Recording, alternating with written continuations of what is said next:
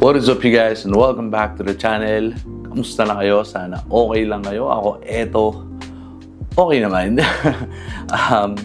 Kung napapansin nyo, iba na naman yung setup natin. So pagpasensyahan nyo na, iniiba-iba ko talaga. Tinitignan ko kung ano yung magandang setup or yung setup na mag-gain ng mas maraming views, ng traction, o ano yung mas pleasing sa mata. So pasensya na kayo kung para weekly nag-iiba yung setup ko. So I'm still trying to find ano nga ba yung magandang para setup para sa akin. Syempre I'm still exploring on how I can better my videos. Syempre para sa inyo yan. Yun. So anyways, ano nga bang pag-uusapan natin ngayong araw? Kape muna tayo dahil right now it's anong oras na ba? 1:03 AM. So madaling araw na yung sinushoot ko tong video kasi as you know guys, sa call center ako nagtatrabaho. So kapag off ko, pag weekends yan, hindi rin ako nakakatulog pag gabi. So, tulog lang din ako pag umaga ng weekends or ng off ko. Tapos kapag gabi, yun, doon din ako gising. So, tempo din kasi mas madaling mag-shoot. Hindi sobrang ingay. Hindi din sobrang walang excess na liwanag ako nakukuha. Kasi mas gusto ko pag nag-shoot ako ng video, madilim, tapos ako yung gagawa ng ilaw. Ayun. So, ano nga bang pag-uusapan natin? Naliligaw na naman tayo eh. So, this past few days, may nagva-viral na picture sa Facebook, sa TikTok. Yan. Yung babae na nagpatattoo ng parang phoenix yata yun. Tapos may babae sa likod na ganyan yung design niya. Basta papakita ko. Ayan, ganyan. Nagpatattoo na itong design na to. Tapos, ang dami nagko-comment, no, na kesyo pangit daw or what not. May mga ibang artist din na nagko-comment, nag-offer para ayusin. So, yun ang pag-uusapan natin dahil may nag-message sa akin at may mga nag-send sa akin nung picture na yun. At tinatanong ako ano daw masasabi ko. So, gawa natin ng video yan. Pero, intro muna tayo.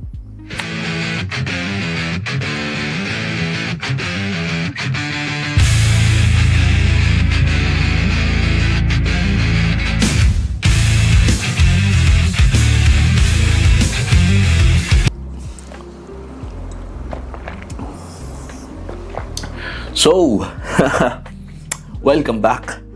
Ayun na nga. So, simulan na natin. Oh, nahulog. Natumba yung aking monitor. Ayun na nga. Anyways, ano nga bang masasabi ko doon sa tattoo ng babae? At doon sa mga nagko-comment, bakit nga ba ito nag-viral? So, eto yung, again, disclaimer ulit ako. Lagi na ako nagdi-disclaimer kapag gumagawa ako ng video. Ito yung masasabi ko doon sa tattoo, doon sa babae, doon sa mga artists, sa mga nagko-comment. Para sa akin kasi, yung tattoo ng babae, yes, aesthetically, hindi siya pleasing sa mata. Hindi siya ganun ka parang technically maganda. When it comes to tattoo technicalities, hindi siya maganda. Period. Yun. Pagdating sa technicalities ng tattoo. Pero kasi, yung babae kasi, o yung nag-post nun, parang kaya siya parang binabash. Lagi niyang pinopost. Parang araw-araw pinopost niya, minamay day niya. Tapos, sobrang proud siya dun sa tattoo, sa meaning ng tattoo, sa significance ng tattoo para sa kanya. So, dun siya nag-viral kasi nga, sobrang proud niya doon sa tattoo, tapos ang dami nagsasabi, ang pangit naman, proud na proud ka. So ganoon, sumobrang dami nung nagko-comment, nag-share na nilalait yung tattoo niya.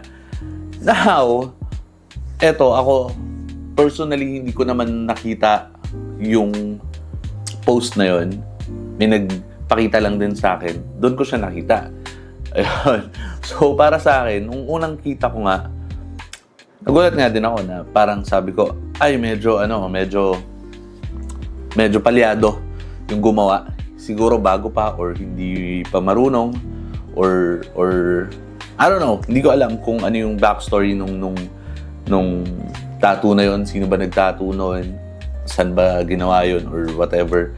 So nung nakita ko, totoo, hindi siya ganun kaganda, no? Hindi siya maganda. Technicalities, maraming mali. Tapos yung line work niya, pagkukulay niya, as in, by technicalities sa tattoo, medyo marami siyang flaws, no? But, ang tattoo kasi, ito talaga yung masasabi ko, no? Tattoo is, of course, art kasi yan, no? I know this is very, very cringy, very cheesy, corny, kapag sinabi mo na, tattoo is an art or whatever. Diba? So, since yung babae kasi na yun, what she thinks of it is not like a tattoo na mapaganda ako, mapaangas ako or whatever. Hindi yun eh.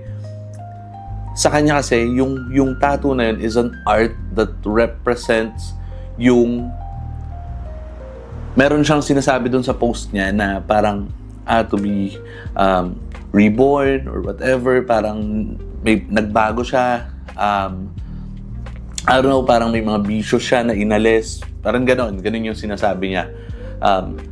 Tapos ang dami naglalait dun sa tattoo, pero siya, sabi niya, hindi, wala akong pakialam sa sasabihin nyo, proud ako sa tattoo ko kasi may tattoo as a significant meaning for me. Parang gano'n yung sinasabi niya. So what I see from it, no, is that she's looking at the tattoo not as an accessory for her body or as an enhancement para mapaganda yung katawan niya, yung I don't know, forma. Sabi nga nila, forma. Hindi siya forma para sa kanya. So it's an art for her that represents yung pagbabago na ginawa niya sa pagkatao niya, sa sarili niya. So, actually, it's kapag yung tattoo kasi naging sa art mo siya tinitignan, art side of the tattoo, it's very subjective, no? Sa magsasabi ng pangit o maganda. So, para sa kanya kasi, ang importante doon sa tattoo is yung meaning, no? Yung significance yun para sa kanya.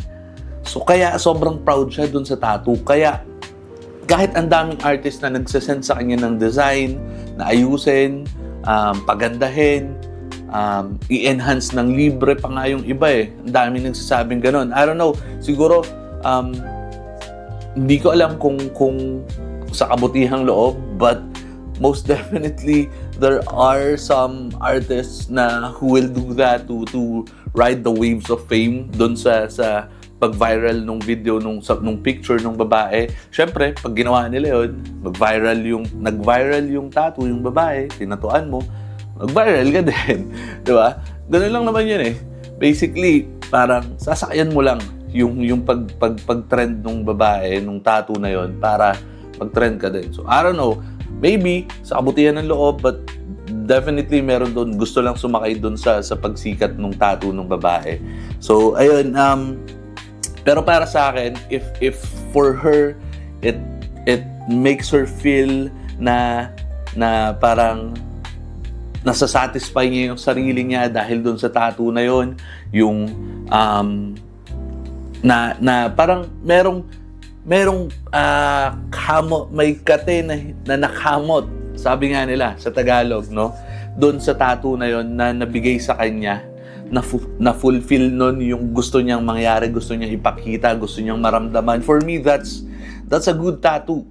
No, if you're gonna look at it on the art side of the tattoo, 'di ba? Para sa akin, okay 'yun, maganda 'yun. Kasi for me, ang tattoo, kasi ako personally, I do have a lot of not very aesthetically pleasing tattoos. Like I have my first tattoo. Yan. Siyempre, naging tattoo artist ako, nalaman ko yung technicalities ng tattoo, nagkaroon ako ng sariling preference, plus, nung pinagawa ko to, sobrang bata ako pa. Kaya, sabi ko, hindi talaga maganda yung mga decision mo if you're really young, no? Tapos nagpa-tattoo ka. So ako, pagkakamali ko yun, kasalanan ko yun, kaya nung naging tattoo artist ako, hindi na ako talaga nagtattoo ng mga bata, ng mga less than 18. Kasi ako, nagka-tattoo ako less than 18 eh. So, parang nakita ko na ako, yung sarili ko nga, nagkamali ako. So, bakit yung iba magiging tama yung decision? Well, anyways, naliligaw tayo sa kwento. Pero ayun na nga, ako, I have a lot of tattoos na doesn't look good, but there is a significant meaning for me. Like, hindi mo pwedeng sabihin na pangit yung tattoo. Walang dahilan yan, or tanga ka lang, or kuripot ka lang, di ba? Sometimes, even the technically ugly tattoos or not good-looking tattoos are sometimes the most significant ones na mga tattoo, di ba? Kasi depende talaga yan sa tao eh. Like, ako, I once did a tattoo na pangit talaga siya. As in, pangit yung tattoo na gusto niyang ipagawa. But, there is a significant meaning for him na gayahin mismo yung tattoo. Even the color, the light, like, gusto niya gayahin talaga yun. Kasi nga, yun yung tattoo nung tatay niyang namatay. So, ginawa ko talaga siya. Line by line, color by color. Hindi talaga siya magandang tignan, but wala, yun talaga yung gusto ni customer kasi nga may significance sa kanya yung tattoo na yun. 'Di ba? May nauuso din ngayon yung mga drawing ng mga bata. Tapos ipinapatattoo, 'di ba? Hindi siya maganda, hindi siya malinis, hindi siya maayos. But well, it's technically done well. Pero yung lining niya paling-paling, yan, ganon, yung kulay niya lagpas-lagpas. But, kasi nga, yun yung gawa nung parang mga bata, anak nila, or pamangkin, kapatid.